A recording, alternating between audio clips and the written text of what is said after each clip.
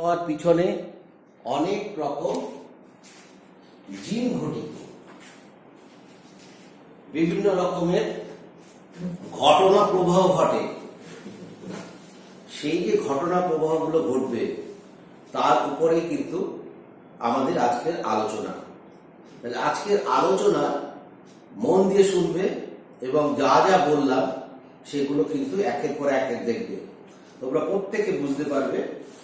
দেখো, প্রথমে কি বলেছি না, জীবন মানে লাইফ, প্রবহমানতা। এই জীবন ইংরেজি হচ্ছে লাইফ, আর প্রবহমানতা কন্টিনিউটি। মানে একটা জীব থেকে, মনে করো এই একটি জীব আছে, এই জীবটার থেকে আবার একটা জীব তৈরি হলো, একটা কি দুটো যাই হোক, তাদের থেকে আবার জীব তৈরি হলো, তাদের থেকে আবার জীব তৈরি হলো, কিন্তু এই জীব একসময় মারা যাবে। কিন্তু এই যে প্রবহমানতা, পরপর জীব তৈরি হয়ে যাচ্ছে, এই সম্পর্কে আলোচনা। মন দিয়ে শুনবে, বোঝার চেষ্টা করবে। যে যে কথাগুলো বলবো সেই কথাগুলোকে কিন্তু একদম মন দিয়ে ভালোভাবে বোঝার চেষ্টা করবে। নেক্সট কি বলছি, সূচনা বা ইন্ট্রোডাকশন। একটি মাত্র কোষ দিয়ে প্রতিটি জীবের জীবন শুরু হয়। একটি মাত্র কোষ কি, সেই কোষটা জাইগোট। তাকে কি বলি, জাইগোট। আমি ইংরেজিতে লিখলেও কোনো অসুবিধা নেই, তোমরা টেনে উঠে গেছো।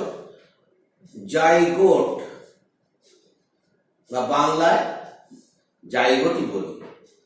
কিছু কিছু অনুন্নত উদ্ভিদ এবং প্রাণী আছে, সেখানে জাইগোট না হয়েও কিন্তু গ্যামেট থেকে হতে পারে, কিন্তু সেটা যাই হোক না কেন একটি কোষ থেকেই কিন্তু হবে। ক্লিয়ার? এবং এই যে কোষের বৃদ্ধি ঘটবে, জীবের জীবন শুরু হবে, এবং এই হওয়ার আগে এই যে কোষটা ছিল, এই কোষটা প্রথমে বৃদ্ধি পাবে। বৃদ্ধি পাবে কিরকম, এর ভেতরের অংশ বৃদ্ধি পেয়ে প্রায় ডবল হয়ে যাবে, এবং এত আকারে বৃদ্ধি পাবে যে কোষ বাধ্য হবে বিভাজন করতে। কারণ এর যে বাইরের যে এরিয়া, সে কিন্তু এই ভেতরের আয়তনটা এত বেড়ে যাবে যে এই বাইরের যে আবরণ তার তুলনায় কম পড়ে যাবে, যার জন্য কোষ বিভাজিত হবে। আস্তে আস্তে সব বুঝতে পারবে।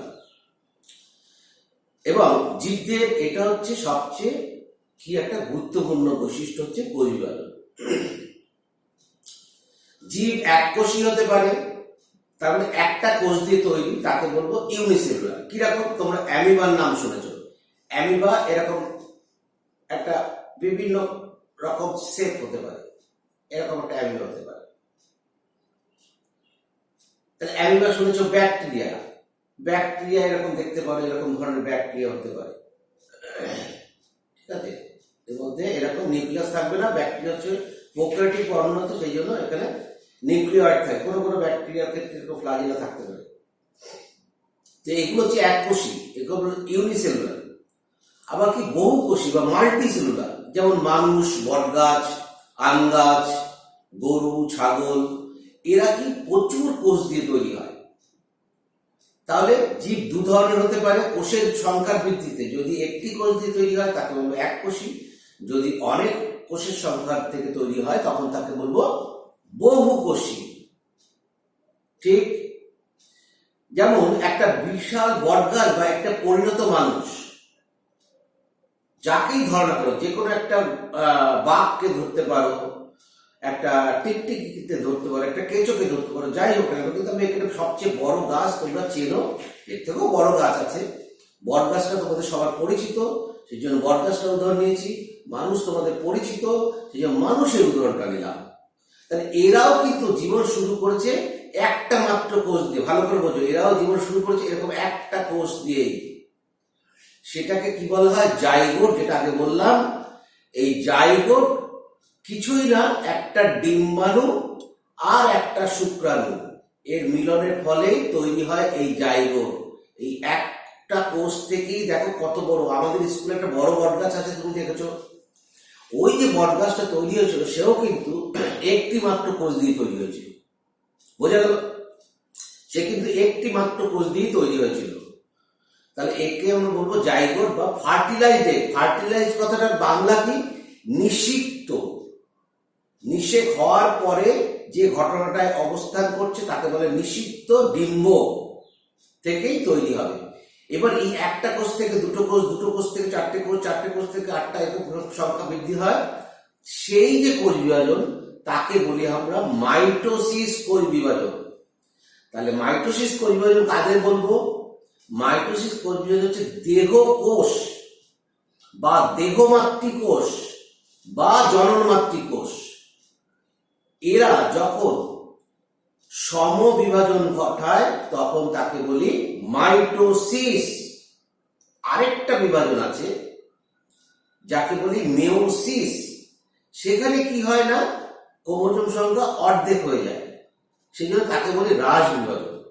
এছাড়াও তোমাদের বইতে নেই, জেনে রাখো, আরেকটা কোষ বিভাজন আছে যাকে বলি অ্যামাইটোসিস। কি বলি? নামটা একটু লিখে দিই, নতুন নাম। এখানে কথাটা যোগ করলে হয়ে যাবে মাইটোসিস। এই অ্যামাইটোসিস আরেকটা প্রকার, যেখানে কোষ বিভাজন সরাসরি পরিবাহিত হয়।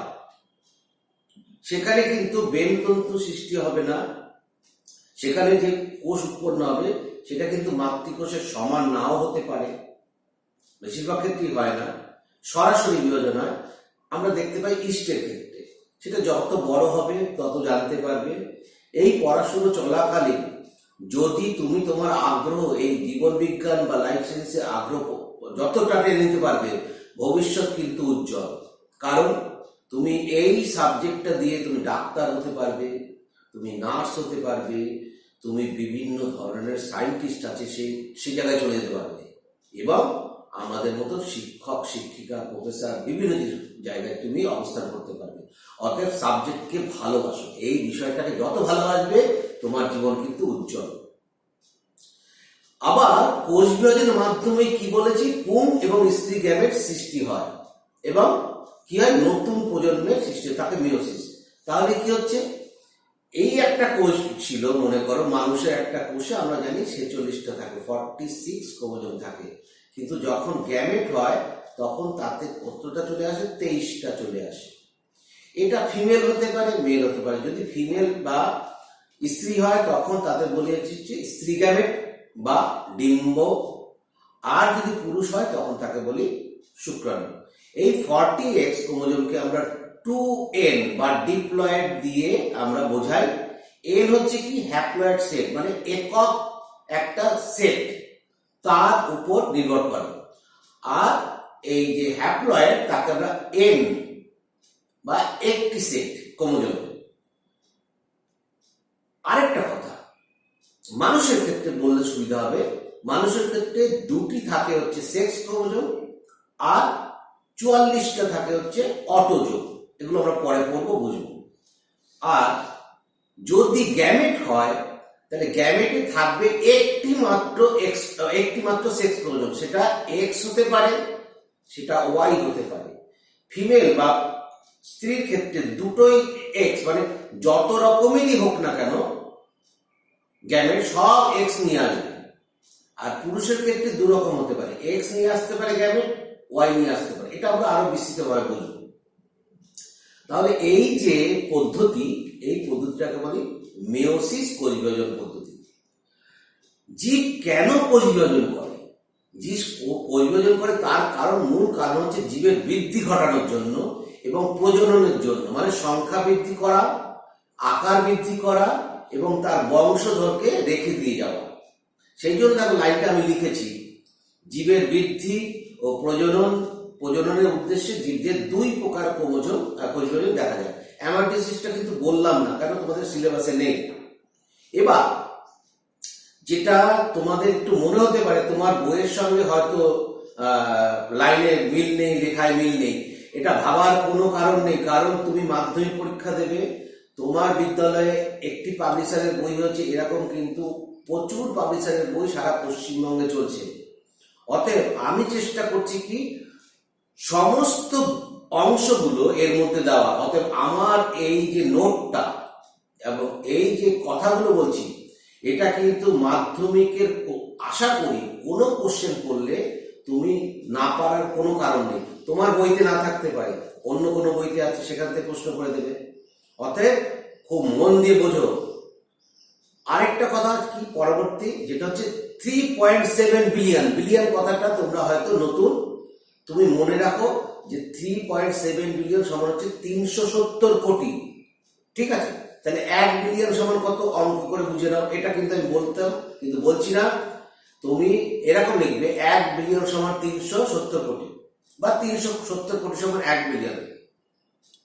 তাই কি না, 370 কোটি সমান 3.7 বিলিয়ন। তাহলে 1 কোটি সমান কত বিলিয়ন, এরকম বার করতে পারো ঐকিক নিয়মে।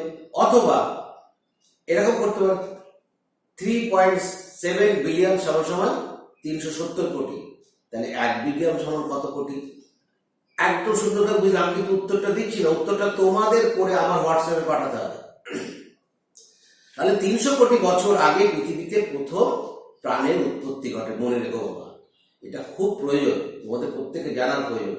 জীবন কিন্তু কখনো কখনো থেমে থাকে না, সব সময় প্রবহমান।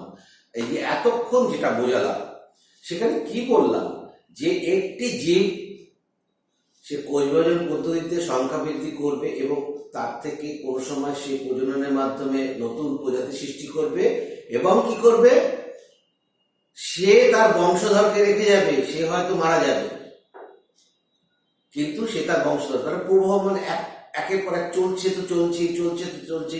সে কত কোটি কোটি বছর আগে জীবের সৃষ্টি হয়েছে, সেই জীব এখন আছে। অনেক জীব লুপ্ত হয়ে গেছে, কিন্তু জীব তো এখনো বেঁচে আছে। তাহলে আমাদের কিন্তু এই কথাগুলোকে ভালো করে বুঝতে হবে। পরবর্তী যে পর্যায়ে আসবো আমরা, সেটা হচ্ছে কোষ বিভাজন এবং কোষ চক্র।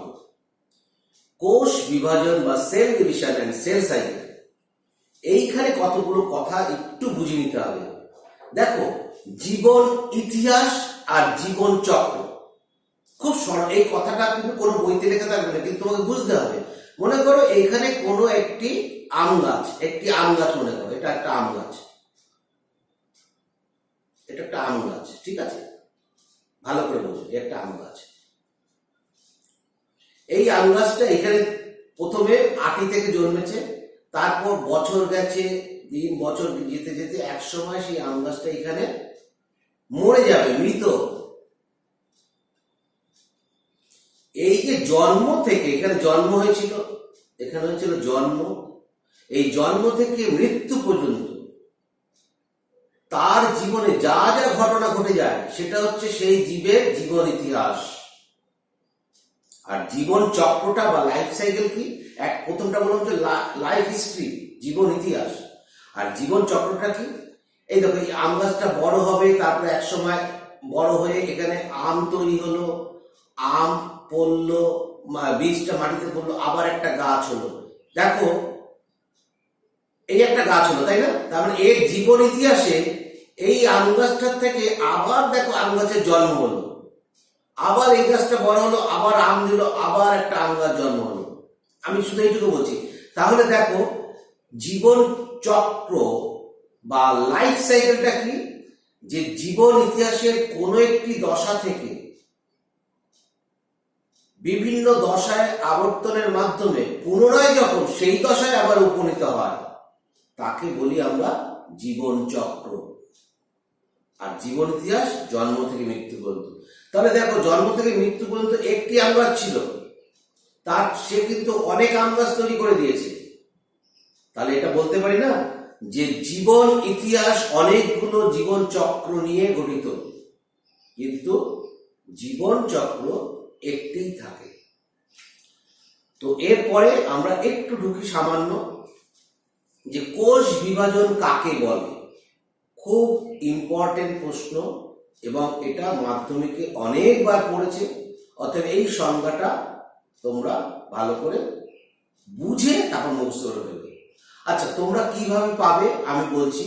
যেটা পেতে পারো সেটা হচ্ছে যে আমি যখন এই ভিডিওটা দেব, তখন তুমি ভিডিওটাকে পজ করে নেবে, থামিয়ে দেবে, থামিয়ে স্ক্রিনশট নিয়ে নেবে, নিয়ে খাতায় সংজ্ঞাটা লিখে নেবে। আমি যে চিত্রটা দেব স্পচ করে তুমি থামিয়ে দিয়ে স্ক্রিনশট নেবে, নিয়ে ছবিটা সুন্দর করে লিখিয়ে একদম খাতায় নোট করে ফেলবে। তাহলে কি হবে, তোমার খাতায় কিন্তু এই কথাগুলো সব থেকে যাবে, ভালো করে বুঝে নাও। তাহলে কোষ বিভাজন কাকে বলে? আমরা খুব এই সংজ্ঞার দিকে আগে তাকিও না, আগে আমি যেটা বলি সেটা বলবো। কোষ বিভাজন হচ্ছে একটি কোষ থেকে আবার দুটি কোষ তৈরি হওয়ার পদ্ধতি কোষ বিভাজন। পরিষ্কার কথা, একটা কোষ থেকে দুটো কোষ তৈরি হওয়ার পদ্ধতি। তুমি বলবে স্যার মেয়োসিস কোষ বিভাজন তো 4টে কোষ হয়, ঠিক, কিন্তু সেখানেও দেখবে যে এইরকম দুটো কোষের থেকেই আবার কিন্তু দুটো কোষ তৈরি হয়। এই দুটো কোষ থেকেই দুটো কোষ আবার তৈরি হয়, বুঝতে পারলাম? তার মানে একটি কোষ থেকে যখন, সবসময় জানবে একটি কোষ থেকে দুটো কোষ তৈরি হয়, সমবিভাজনে তাই হয়। আর মেয়োসিস কোষ বিভাজনে সর্বশেষ 4টি কোষ তৈরি হয় এবং কোষের ক্রোমোজোম সংখ্যা অর্ধেক হয়ে যায়, সেটা পরে আসে। আমি আজকে এই কোষ বিভাজন সংজ্ঞাটা পড়ে শেষ করব, তার কারণ হচ্ছে পরবর্তীতে তোমাদের আবার ক্লাস আছে, ক্লাসে ঢুকতে হবে। তাহলে কোষ বিভাজন কাকে বলে? What is the definition of কোষ বিভাজন? সংজ্ঞা কি বলছে? জিন নিয়ন্ত্রিত। এটা এমনি হবে না। কোষের ক্রোমোজোমের ভেতরে যে ডিএনএ থাকে, ডিএনএ নির্দিষ্ট অংশে একটি জিন থাকে। সেই জিন হচ্ছে এমন অংশ যা একটি নির্দিষ্ট প্রোটিন তৈরি করতে পারে, যা কিনা একটি কোনো কাজ করতে পারে। তাহলে কাজ মানে কি? এখানে কোষ বিভাজন। বুঝতে পারলাম? এইবার সংজ্ঞা আসো। জিন নিয়ন্ত্রিত মানে জিন দ্বারা নিয়ন্ত্রিত হবে যে পদ্ধতিতে বিভিন্ন কোষীয় উপাদানের সংশ্লেষ। সংশ্লেষ কাকে বলে? যখন বিভিন্ন উপাদান একত্রিত হয়ে রাসায়নিক প্রক্রিয়া বা জৈব রাসায়নিক প্রক্রিয়ার মাধ্যমে কোনো বস্তু তৈরি করে, তাকে বলে সংশ্লেষ। আর তৈরি করা মানে কি? প্রিপেয়ার, তৈরি করা মানে তোমার কাছে সবকিছু, যেমন তোমার বাবা বাজারে যাচ্ছে, বাজারে গিয়ে মাছ, ডাল, চাল সব নিয়ে আসলো। তোমার মা কি করলো না, সেইগুলো দিয়ে রান্না করলো, মানে তৈরি করলো, খাদ্য তৈরি করলো, তাই তো? এই যে খাদ্য তৈরি করলো, এটা তৈরি। আর সংশ্লেষ আর তৈরির মধ্যে পার্থক্য করবে। দ্বিতকরণ, দ্বিতকরণ মানে কি? ডাবলিং, মানে একের থেকে দুই হওয়া। পৃথককরণ মানে আলাদা হয়ে যাওয়া। কার থেকে? মাতৃকোষ থেকে পরবর্তী 2 বা 2-এর বেশি। দেখো এখানে 2-এর বেশি সংজ্ঞায় দিয়েছি, কারণ কি? মেয়োসিস কোষ বিভাজনে 2-এর বেশি হয়। যে কোষটা তৈরি হয় তাকে বলা হয় কি? অপত্য। কোষের সৃষ্টি হয় তাকে কোষ বিভাজন বলে। এবার আমি সংজ্ঞাটা আবার বলে দিচ্ছি। কি? জিন নিয়ন্ত্রিত যে পদ্ধতিতে বিভিন্ন কোষীয় উপাদানের সংশ্লেষ, দ্বিতকরণ ও পৃথকীকরণের মাধ্যমে মাতৃকোষ থেকে 2 বা 2-এর বেশি অপত্য কোষের সৃষ্টি হয়, তাকে আমরা কোষ বিভাজন বলি। মাতৃকোষ মানে কি? যে কোষটা বিভাজিত হবে। আর অপত্য কোষ কি? মাতৃকোষ থেকে যে কোষ সৃষ্টি হবে। সংজ্ঞাটা একদম মুখস্থ করে ফেলবে। এই যে কোষ বিভাজন, মূলত মাইটোসিস কোষ বিভাজন, এই বিজ্ঞানী ওয়াল্টার ফ্লেমিং 1882 খ্রিস্টাব্দে শব্দটা প্রথম ব্যবহার করেন। আজকে আমরা এইখানে শেষ করব, কারণ পরবর্তী তোমাদের ক্লাসে ঢুকতে হবে। অতএব পরের দিন কোষ বিভাজনের কারণ থেকে আমরা শুরু করব। এবার যেটা তোমাদের বলার কথা সেটা আমি আসছি, আমি বলবো যে কথাগুলো, সেই কথাগুলো কিন্তু মন দিয়ে শুনতে হবে। মন দিয়ে না শুনলে কিন্তু তোমরা বুঝতে পারবে না। যে কথাগুলোকে আমি পরপর বলবো সেই কথাগুলোকে মন দিয়ে তোমাদের বুঝে নিতে হবে।